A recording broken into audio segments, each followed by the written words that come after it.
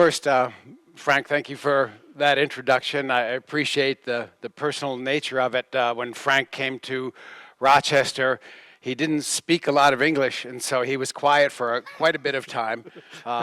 And we thought, why is this guy from Finland even here? But he pursued experiments on meaning and experiments on basic psychological needs and showed a great deal of methodological prowess, I would say. And it's been really fun to collaborate with on many, many projects in many different spheres. And I've appreciated our friendship and our collaboration, so thank you.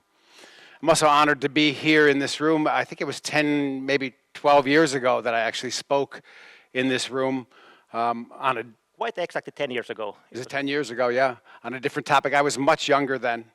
And and I appreciate your pointing out that I started my work in the 1970s because that places me quite well. Before I begin today, I just want to say that all of the work that I do is deeply collaborative. I've had the joy and privilege of working with people like Frank and Kelly Ferber, who's in the front row here, and many students, many great students over the year, and many people in the SDT community. And so I don't own any of the research that I'm going to talk about today. I really attribute that to the beautiful community of SDT researchers that are around me. I guess I pointed here. So I'm kind of afraid today, as Frank told me that we were going to have a number of people here, that when people hear the topic of motivation, they think they're going to get a motivational speaker, you know, someone who's going to motivate you, put you on the edge of your chair, maybe have some hot coals that you can walk through, something dramatic. But I have no such thing. I think what I want to say is my style is much more like, where is it? There, my style is much more like this. My style in life is really to sit behind my desk and write and to do research and not so much to be a public speaker. So I appreciate your patience today with me. This clicker is very slow. Maybe it's the battery in this clicker. Oh. So as Frank said, I've been at this work starting with my partner Ed Deasy back in the 1970s. The two of us started research on a phenomena that still is of interest to me, which was the phenomena of intrinsic motivation. Intrinsic motivation is when you do an activity simply because you enjoy the activity itself.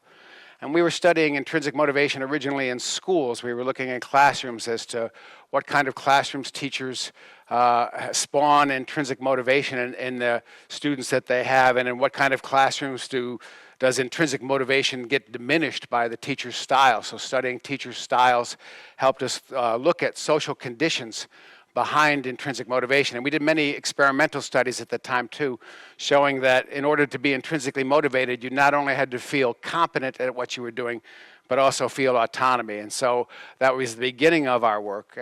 Not too long after we began that area of work, we developed another little theory about internalization of things that aren't fun and interesting, and how you can help people take on something that may not be fun, but may be important to them, and help them come to value it, and therefore volitionally or willingly engage in that behavior.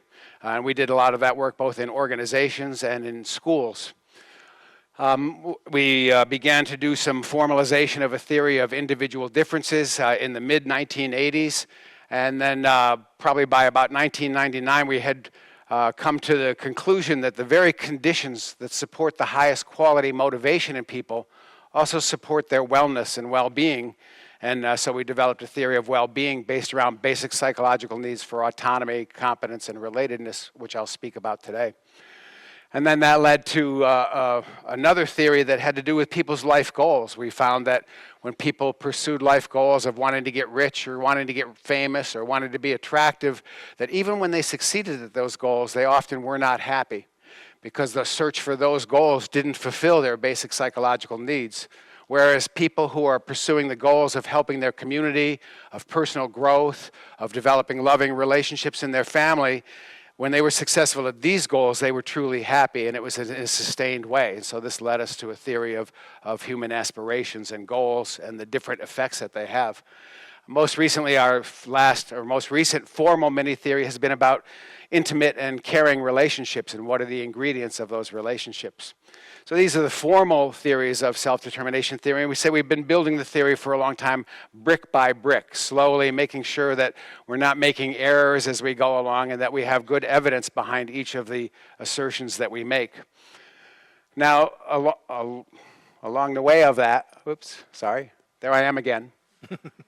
Along the way, that's led to, these are the basic theories on the left, but many other areas of inquiry. What are the dynamics of human vitality? What gives people energy? What is the neuropsychology of the motivational dynamics of autonomy? In other words, how does autonomy operate in the brain, and how does controlled motivation operate in the brain? We've done a lot of work on cross-cultural psychology and how basic needs are expressed and satisfied in different cultures. Lots of work on how natural environments, being around nature itself, seems to deeply satisfy basic psychological needs and lead to wellness. Many developmental issues and hopefully a topic I'll speak about today about the relationship between awareness and mindfulness and one's motivation.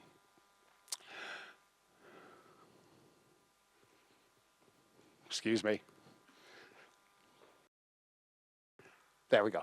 So the reason I think I really like self-determination theory is because I'm a clinical psychologist to begin with, and my interest really from the beginning was about human wellness.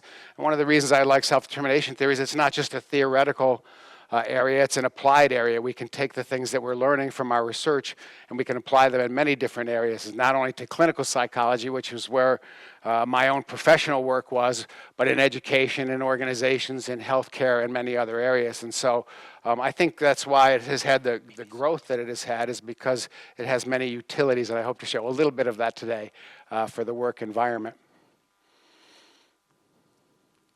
Maybe I'll just go over here, because this is not working. So across all of this work, I guess I can ask, what is it that self-determination theory is after? And it's about what are the social conditions under which people can flourish. So I think we're concerned with how and what social conditions do people have vitality? Where do they have energy? Where do they feel accomplishment? Where do they have integrity? And also, what are the conditions that undermine it? So in a way, this has continuity with what we were always doing with intrinsic motivation. And it's a basic assumption of ours that we're born to flourish. Every one of us, no matter what our individual differences are, no matter what our cognitive abilities are, no matter what our interests are, we're all born to grow and to differentiate and to move in a direction of growth. This is just part of what nature gives us in the first place, which is this capacity toward growth. Well, I started my work as a clinician in developmental disabilities, and even in the most constrained cognitive ability groups, you could still see in each one of them a spirit reaching out, trying to grow, needing support. And we think everybody has within them a propensity to be more fully functioning. But it's not automatic. It requires nutriments from the environment. It requires supports in order for it to occur. And so affording people those opportunities is what the theory is really about. So in order to think about those social conditions, we came up with a construct that we call basic psychological needs. Now, everybody in this room probably knows what the word need means in English, but it has various connotations. When we use the concept of need, we mean something that's essential to an individual's growth, integrity, and wellness. And if you don't get these needs satisfied, you should see the diminishment of functioning. You should see a deterioration in the functioning of that person. If it doesn't do both of these things, we don't consider it a basic psychological need. And because we have that restrictive definition, we argue a lot about are there fourth and fifth needs. For instance, when Frank came to Rochester, he wanted to make meaning a fourth need. I think we still have some debates about this.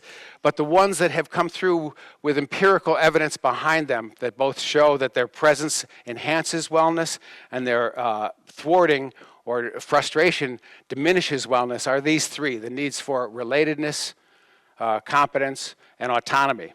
These are the needs that stand up across cultures and across developmental periods as things that are essential to human well-functioning.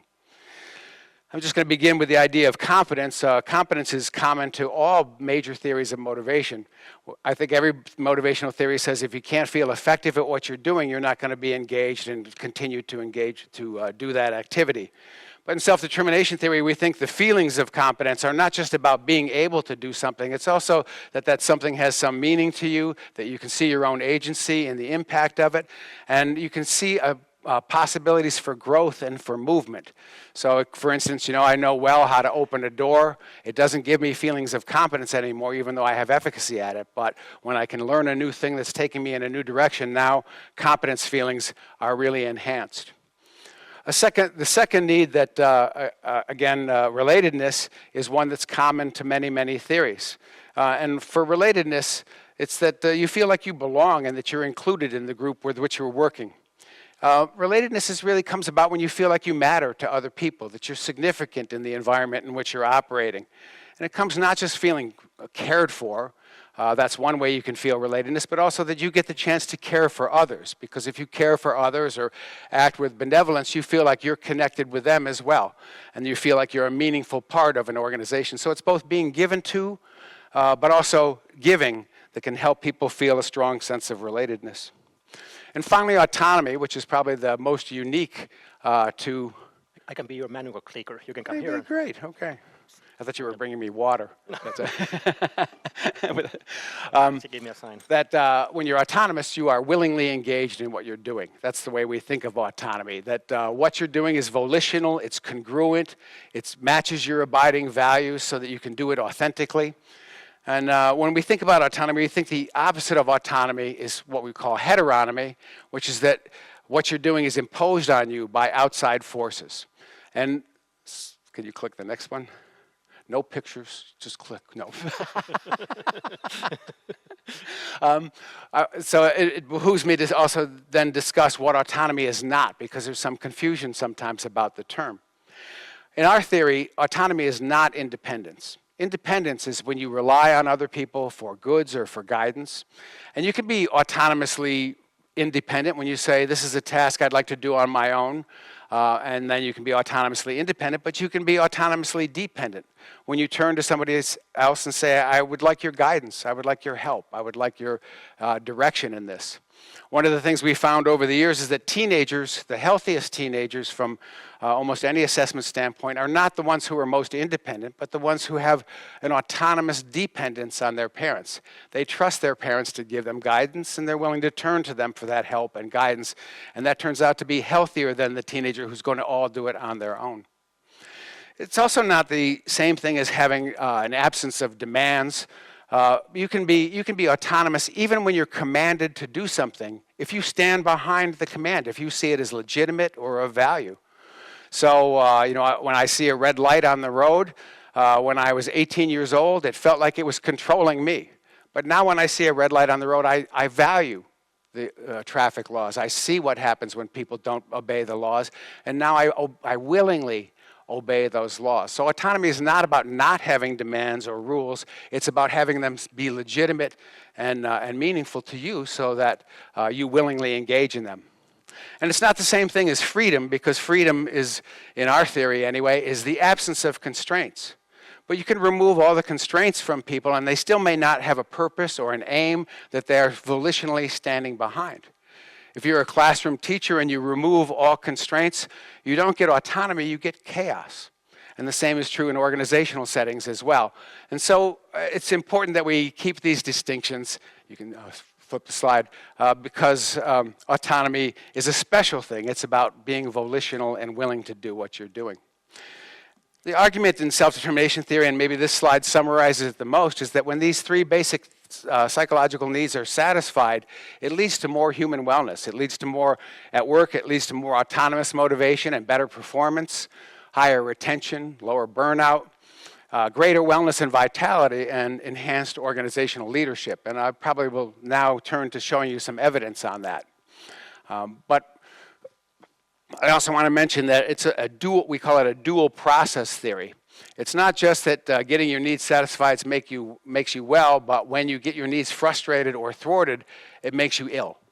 And so if you're working in a setting in which you experience no autonomy, or working in a setting in which you feel excluded, or working in a setting in which you feel incompetent, these things will cause stress and ill-being to the person. So it operates in both directions. If I could say anything about our work on benevolence, this has been the hang-up of making it a fourth psychological need, because we know that when you are benevolent, it enhances wellness, but it's unclear to date if the opposite is true, that not being benevolent or having your benevolence thwarted necessarily leads to ill-being. So, but this is fundamental to the theory.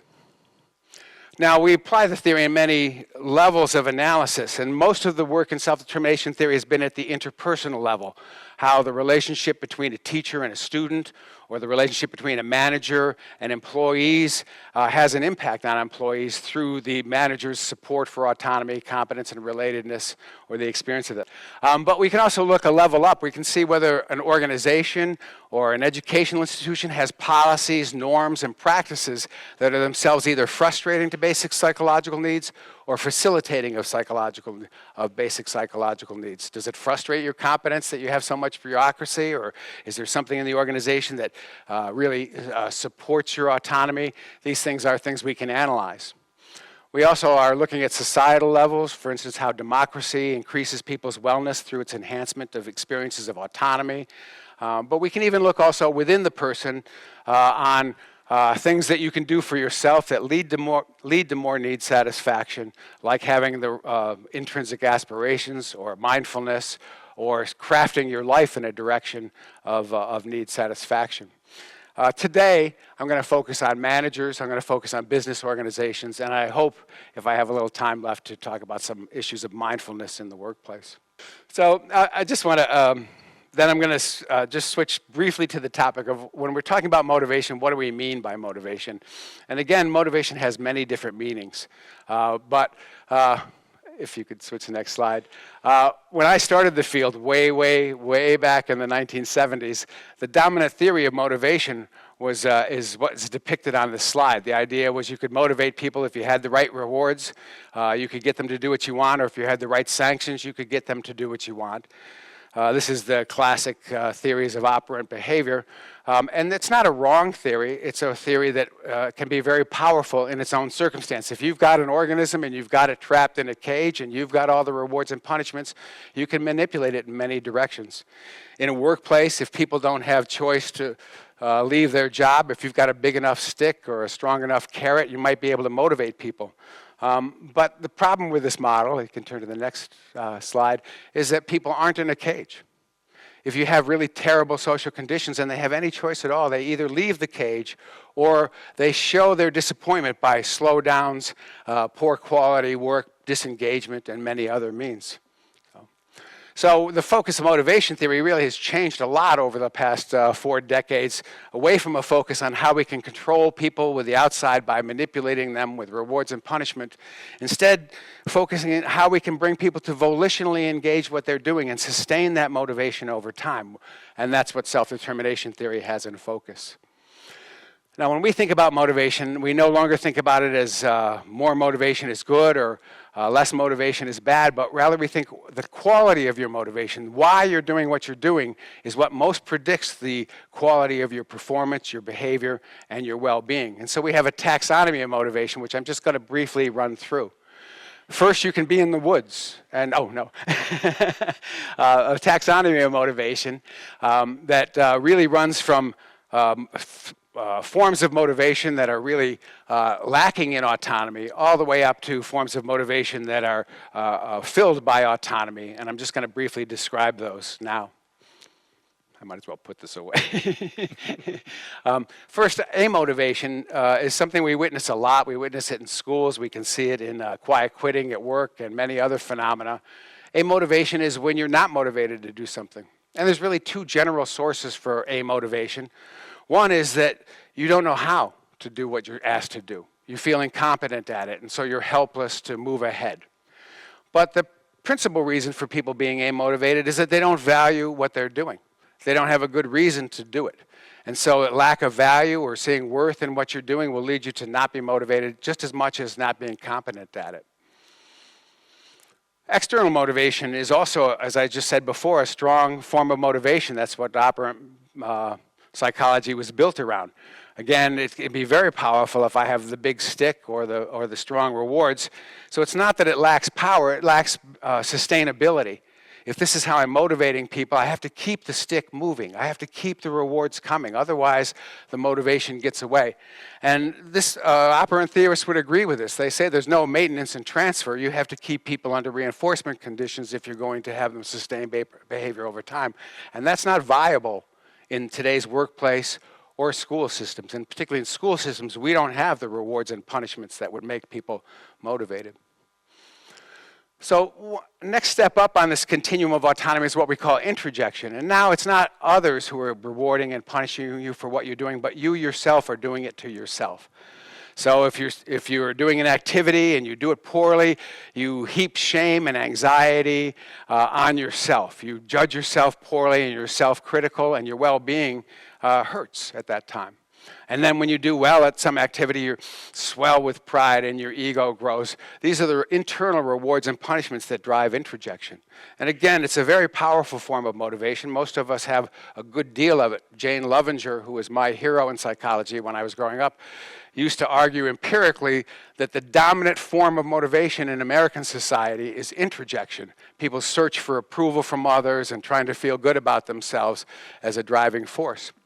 Again, it's not that it's not a powerful form of motivation, it's that it's a motivation that makes you vulnerable to ill-being. When things go poorly, mental health goes down.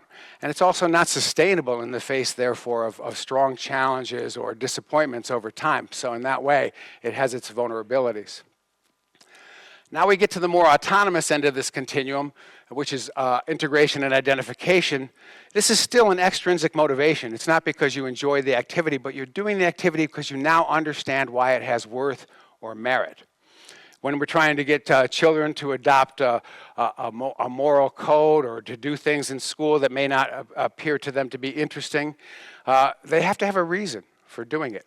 And this is true for every person in a workplace. None of us act autonomously unless we understand the reasons why we're acting and can endorse those reasons. If my boss just says, do this by Friday, and doesn't tell me why, I may do it, but it's not going to be autonomously motivated unless I can be on board with the reasons why this pressure has been put on me. And so finally is intrinsic motivation, where we started our work. And intrinsic motivation is when you're motivated just by the interest and the enjoyment of what you're doing. And this is a very pervasive and powerful form of motivation. Most of the things we learn in life come from this motivation.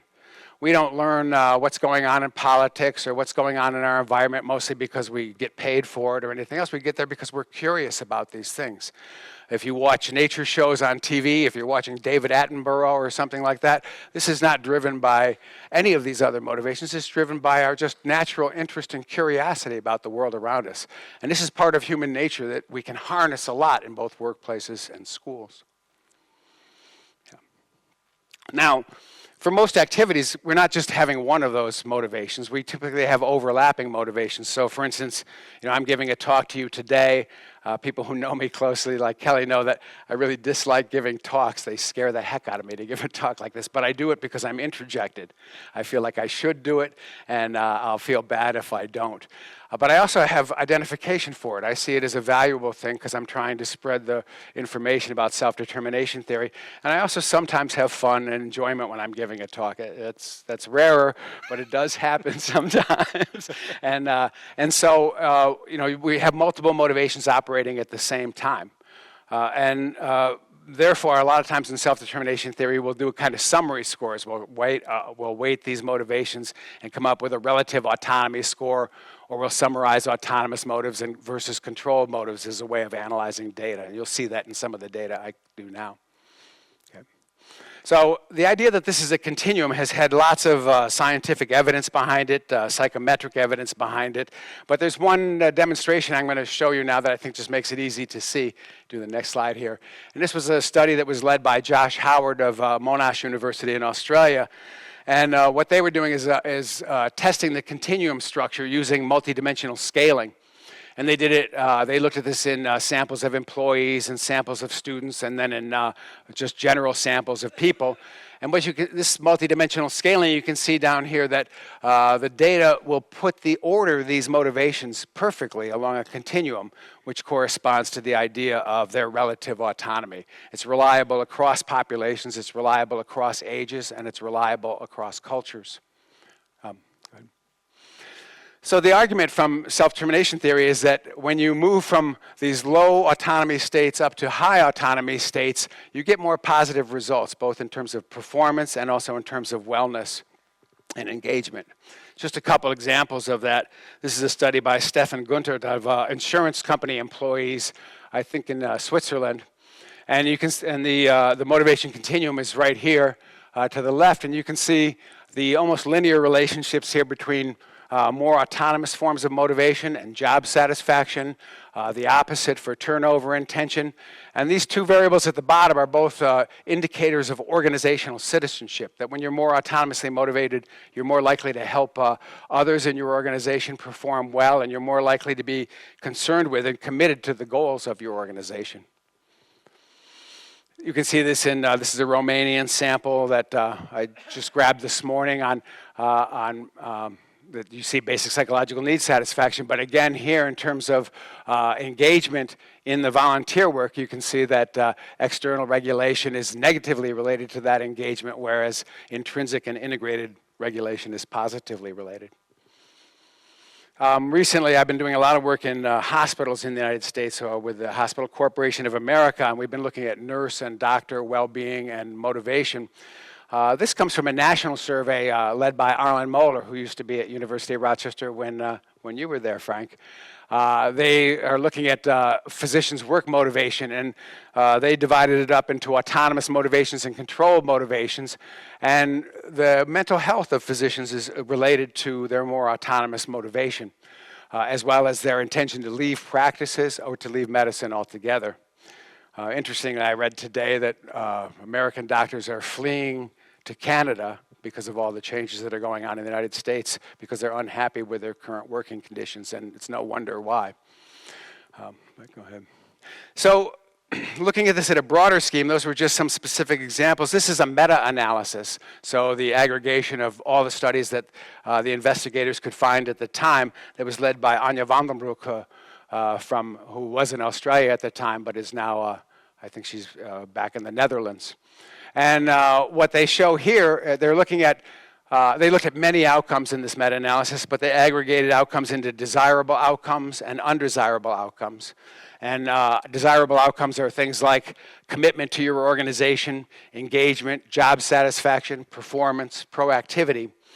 You can see here that those desirable outcomes are really associated with the high autonomy end of this continuum, whereas on the amotivation end of the continuum, those things are negatively related. And oppositely, undesirable outcomes, here they were looking at turnover and tension, burnout, commitment, distress, and such factors. You can see that that has just the opposite direction. The more you're on the heteronymous end of this continuum, the more you're likely to be experiencing these things.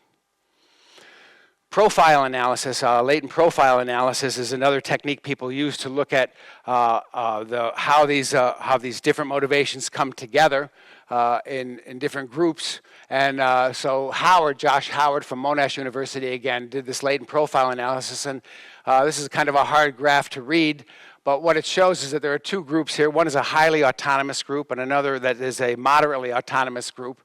And those two groups are more likely to show extra role performance, they're more likely to have job satisfaction, they're more engaged in their work, and they have lower turnover intentions. And when you look at the more, I'm going to say, impoverished profiles, you see just the opposite. You see how they are associated with negatively with these things, except burnout. They do predict burnout. Yeah. So I just show that quick survey of evidence to suggest that this is the general findings from self-determination theory, that more autonomous motivation leads to these good outcomes of better performance, of better well-being, of more commitment, of lower burnout, and such things.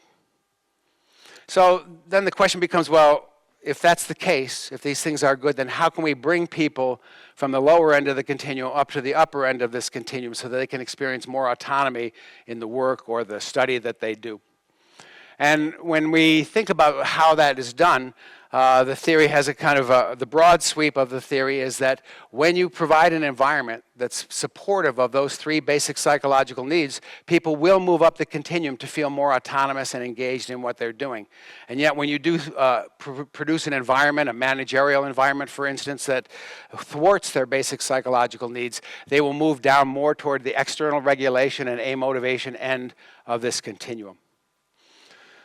Now, when we get back to how we do that, when we're supporting competence, self-determination theory has many facets and principles about how to do so, but these are some of the global ones that I'm going to just mention here. You help competence because you design the work tasks themselves so that most of the time people can feel successful and efficacious at what they're doing. People don't want to always be at the edge of their challenge range. They don't always, every day if you go in and you're working right at the top of your skill level, you will burn out really fast. You want a work environment in which mostly you know what you're doing and every once in a while run into big challenges. I've worked for a long time with a company that helps design video games. I know some people don't like to hear that, but I like video games and we help design them. And one of the principles in those games is that you let people feel a lot of competence. You level up pretty easily, and every once in a while you have what we call a boss fight. You fight a really difficult challenge, but that game is not dominated by them. And the same is true in life. We want to mostly feel like we know what we're doing, and then every once in a while have a big challenge. And so you scaffold work tasks so that that's the general experience of people. And if they can't attain that level of mastery, then you help scaffold them up to that. You help them develop the skills so that they can be or match themselves to a role in which that's their general experience. Really important to supporting competence is giving people feedback. What the data shows around feedback is that no feedback is almost as bad as just negative feedback. Not receiving feedback, not getting a sense that, that you're doing well at your job is really unmotivating. But feedback itself, it can be tricky. The kind of feedback that works for people is what we call informational feedback. It's when I give you feedback about things that you've actually accomplished, tasks that you've actually done, effort that you've actually put in. Feedback that doesn't work very well is general feedback like, oh, you're such a smart person, or you're so skilled at what you do. These things do not typically enhance people's feelings of competence because they're too general and not specific. It's recognizing the real accomplishments that somebody has that gives them that boost. When you praise specific accomplishments, people feel a satisfaction about that.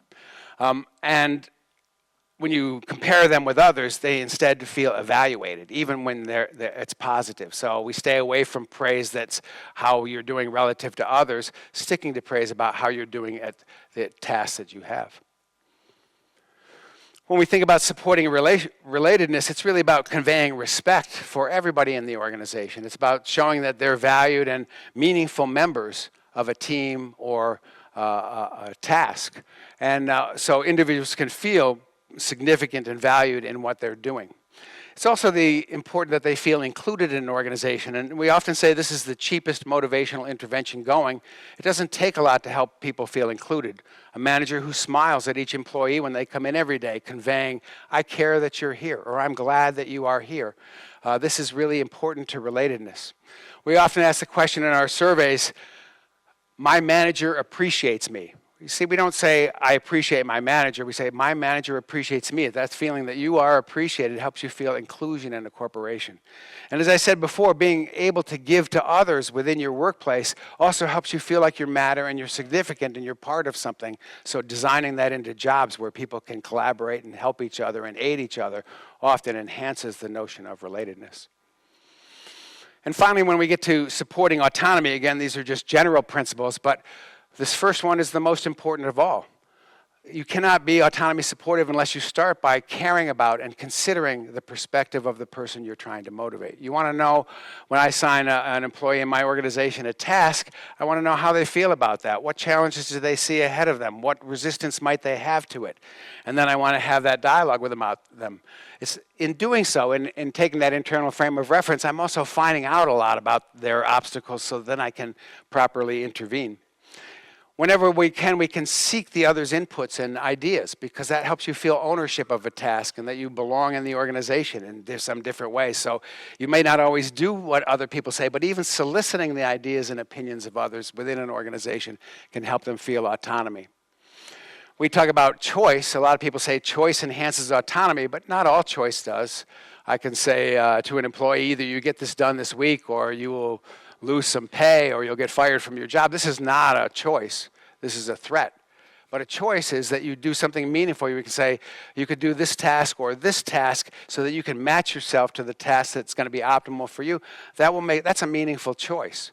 A meaningful choice is something where you get to better align yourself with how you're working ahead. Or a meaningful choice is saying, you can get this task done, but I'll give you flexibility about how you get it done. Then you have meaningful choices within the job. We minimize the use of directive statements like you should do this or you have to do this or you must do this, because when you use that kind of language, it shows you're the person who's motivating, you're the person who's directing all the activity, and it decreases people's ability to feel ownership of what they're doing. And finally, and this last one's a very important one, and I mentioned it before, which is if you're going to ask people to do something that's difficult or arduous, give them a rationale. Having a good reason why it's important that this gets done can make those extra efforts that they put in feel particularly meaningful and satisfying. So these are just some broad strokes about supporting autonomy, but we really focus on autonomy support because when managers or teachers or coaches are autonomy supportive, they tend to satisfy all three basic psychological needs of the people that they're motivating.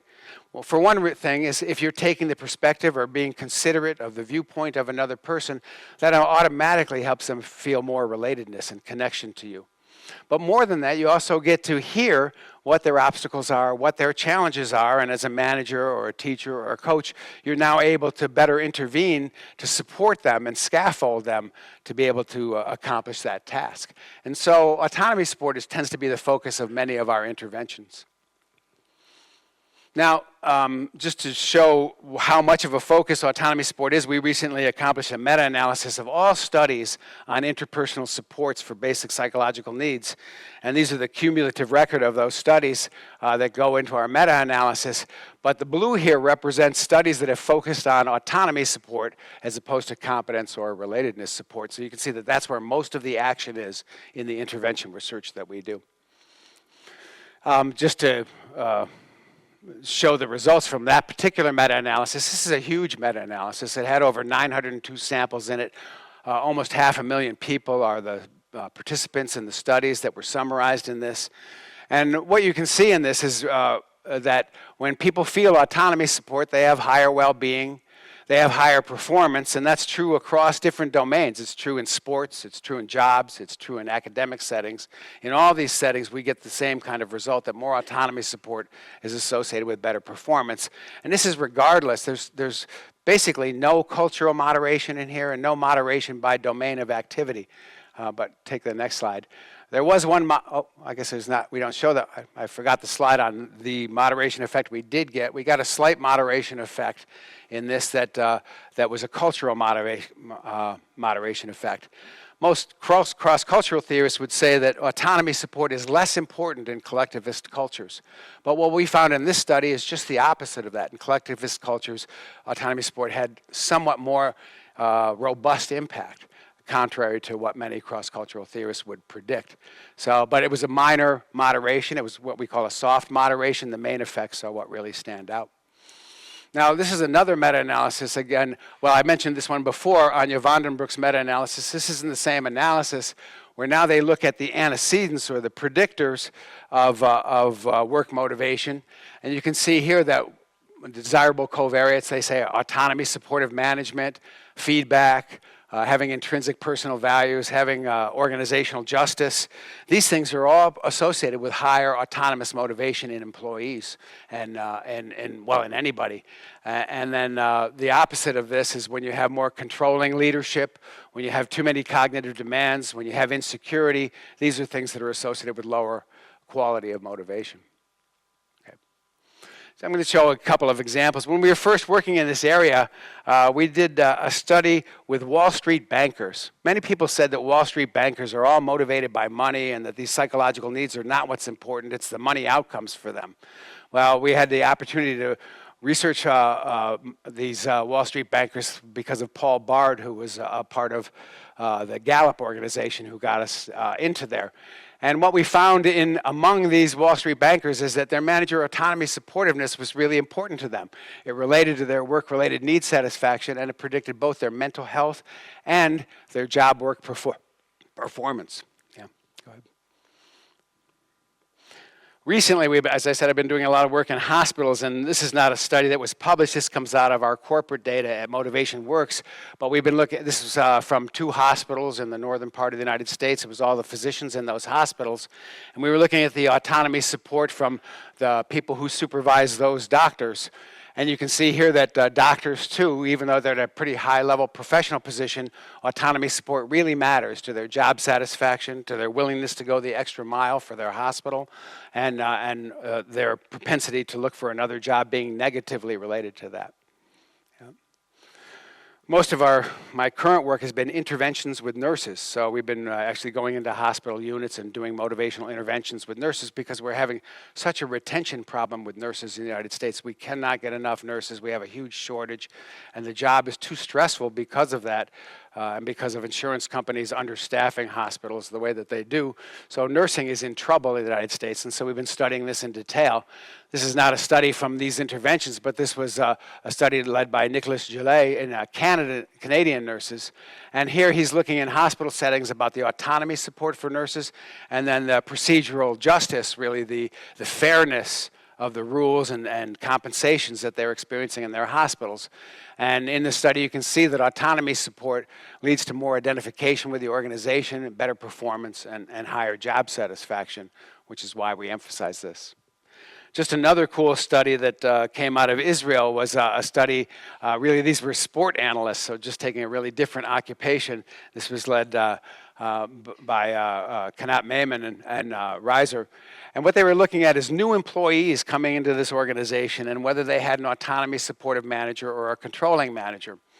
And if you research on new employees tends to show that there's a curvilinear relationship with time in terms of their performance, which is when employees first get to a new job, they're really effortful, they're trying really hard, they're putting in hard work, but as time goes on, that hits an asymptote and sometimes starts to curve down. What they showed here is that under controlling management, that curvilinear trajectory is much more pronounced, whereas if they have an autonomy supportive managers, and this was in the first 17 months of their job, they become more and more and more autonomous, or I'm sorry, better, more and more well-performing.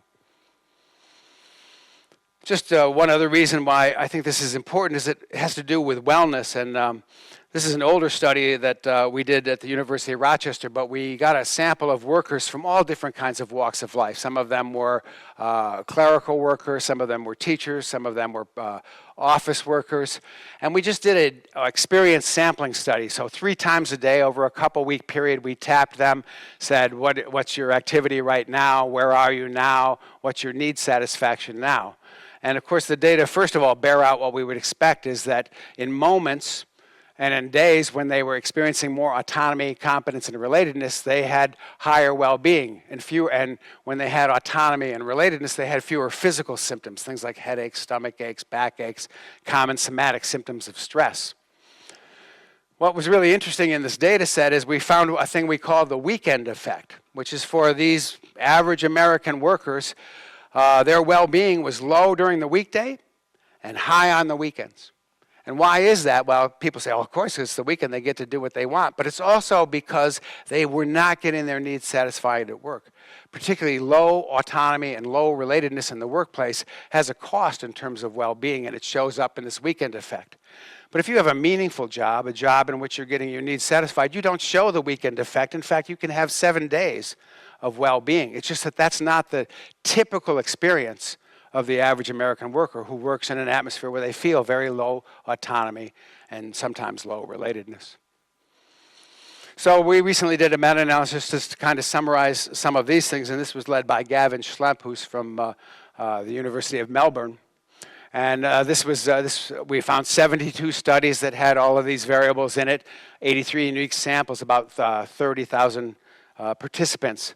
And the data really convey the general model of SDT in work organizations, that autonomy supportive management leads to higher need satisfaction in employees, and this leads to more autonomous work motivation with an array of positive outcomes, all the way from positive work behavior to greater well-being. Again, this was done across multiple countries, and there was no moderation by country in these effects, so it's not culturally driven. Marilyn Gagne from University of Western Australia led a scoping review of all the literature in this area.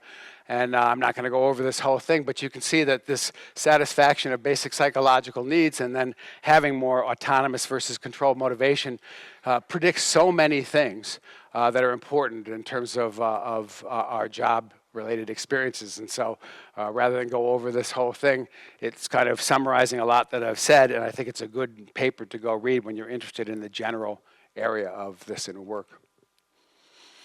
So given, again, that autonomy supportive management is really useful and important in enhancing wellness and productivity, we've begun to do a lot of interventions. Actually, we started doing interventions way back in the 1980s in organizations, mostly focused on training managers to be able to be more autonomy supportive, to have the skills to listen, to be responsive, to provide people with the grounds for being autonomous in their motivation. This is just a review by Gavin Schlemp that I used because it has the right title in it. But if you can go to the next one.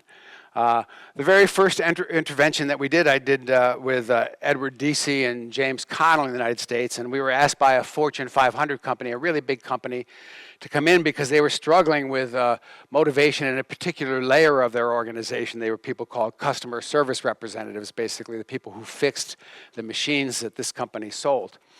These people were very dissatisfied with their current level of pay and benefits, and they didn't feel much satisfaction in their jobs, and so they asked us to intervene. So we did training with managers in 23 different units of the organization, and the HR division of the company said, we don't want you to collect the data on this, we'll collect the data on this, you just do the intervention so we can inspect the results. So the first thing that they found was just this little graph over here on the right, which is that the intervention worked to lead managers to endorse more autonomy supportive attitudes in the workplace. But what the HR staff found was that after the intervention, people who worked for the managers who had been in our brief intervention had higher job satisfaction. They trusted the corporation more, and I think the thing that fascinated them the most was they were more satisfied with their current level of pay and benefits. We find this all the time in our organizational work, which is people complain about their pay, but they especially complain about their pay when they're in a need-thwarting circumstance. If you're getting your needs satisfied at work, you're much less likely to think, I'm not getting paid enough. And so this higher satisfaction with pay and benefits was an outcome that the corporation really enjoyed. And this style of intervention has been replicated several times now. Yeah, go ahead. Just recently, I saw a study from Iran where Kabo Mer and colleagues did a brief intervention with people who were in an industrial company there. And they showed just from their brief intervention training autonomy support that autonomy satisfaction, competence satisfaction, and relatedness satisfaction went up in employees as a function of managers receiving this training. And their motivational quality also changed for the better as a result of this.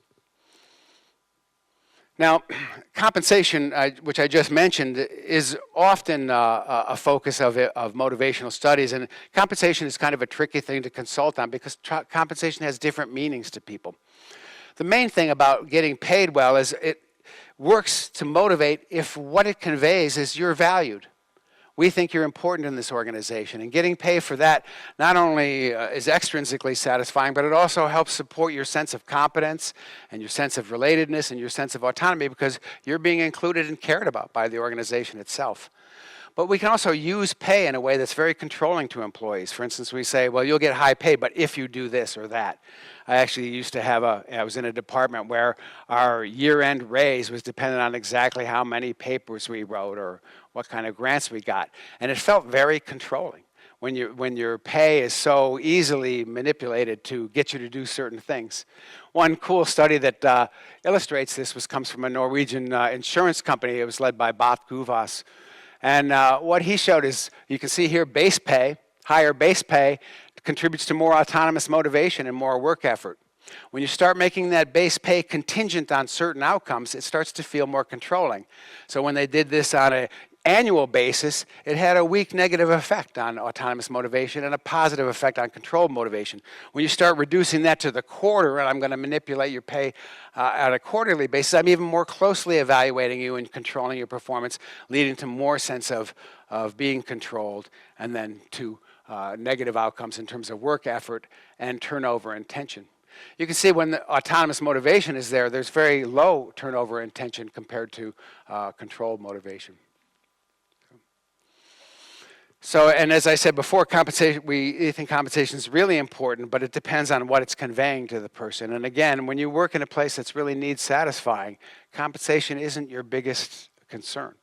Not that it's no concern, but it's not the thing that is going to drive your motivation. But if you're in a place that's very need thwarting, it's like, I need to be paid more because this is a bad work environment and you should pay me to be here. Now, I'm not talking about this. So anyway, Frank, pay attention now. This turns to another thing I just wanted to talk about with leadership styles, which is leadership styles really affect motivation, but how do leaders become themselves better at supporting people's autonomy? And one of the recent roots we've been looking at is mindfulness in leaders, their awareness and receptiveness to what's going on in the moment, both within themselves in terms of their own emotional life and in their interpersonal reactions with everybody in their organization. So we think mindfulness is the open and receptive awareness of what's occurring in the environment. And we've done many studies. First, I want to acknowledge here Kirk Warren Brown, who's really the big expert on mindfulness, who I've had the privilege of cooperating with over many studies. But what Kirk and I found in our early studies using experience sampling is that in days and moments when people are more mindful, they're also more autonomous. If you're open and receptive to what's going on, you have better information to make decisions that are aligned with your values and what you would like to do.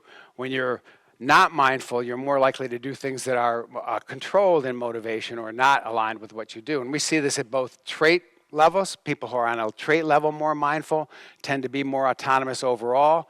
And in a moment when a person is mindful, they tend to make more autonomous choices and decisions. And this is associated in turn with higher well-being. You can do the next one. Recently we did a meta-analysis of the relationship of mindful awareness and motivational types.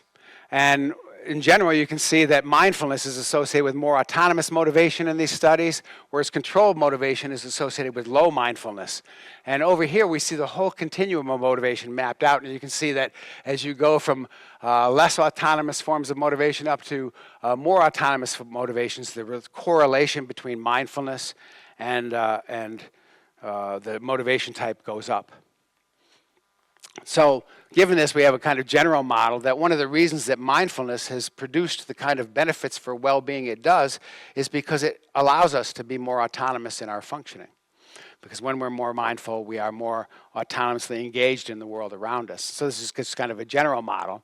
So now we've been applying this to managers. And so recently we went to a study. This is a meta-analysis that's led by James Donald of the University of Sydney. He's a really great colleague.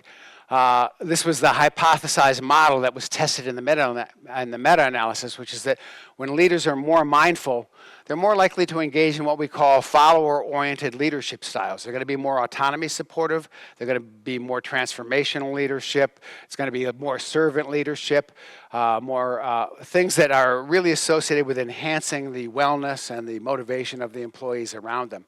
And the opposite is true when leaders are less mindful. They're going to be more transactional and more controlling in the approach to employees.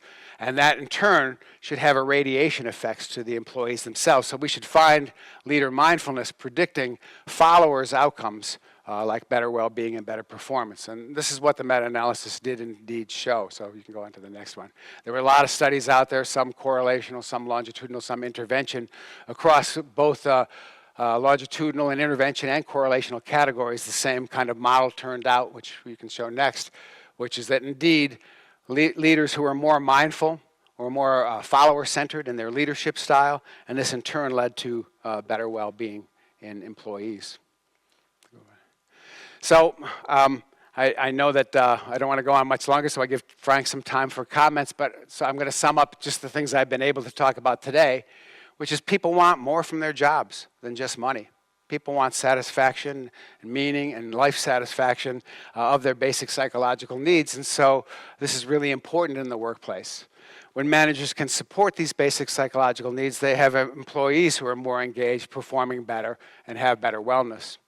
We know now how to do interventions to increase autonomy supportive management, and they have shown themselves to be pretty effective and reliable in many, many different work settings. And what I was able to do today is at least touch on one leadership trait that I think helps managers to be more autonomy supportive, which is cultivating and developing mindfulness in the work that they do. There's so many other issues I wish we had time to talk about. I mean, if we had another hour, we could get into some of these things because we do a lot of work with job demands, resources models in management, a lot on people's life goals and life goals in the workplace and how they affect their motivation. Since I'm a corporate consultant for many different things, we know about how to do technology and measurement within corporations because we know exactly how little patience employees have for surveys and why we need to be really efficient and have surveys that are really one or two items developed by genetic algorithms so nobody's finding surveys tedious, why important feedback immediately when you do surveys is crucial to having employees stay engaged in whatever assessment processes we're doing. Recently, we're doing a lot of work on people's motivation to maintain their personal finances, to do things like get financial literacy, to pay their bills on time, to keep track of their money. These things are motivated things, and we have many new studies on this thing, but we just don't have time to talk about them today. I just hope that I've been able to convey to you some of the broad strokes of self-determination theory and why it's really important to support the psychological needs of all of our employees. And thank you very much.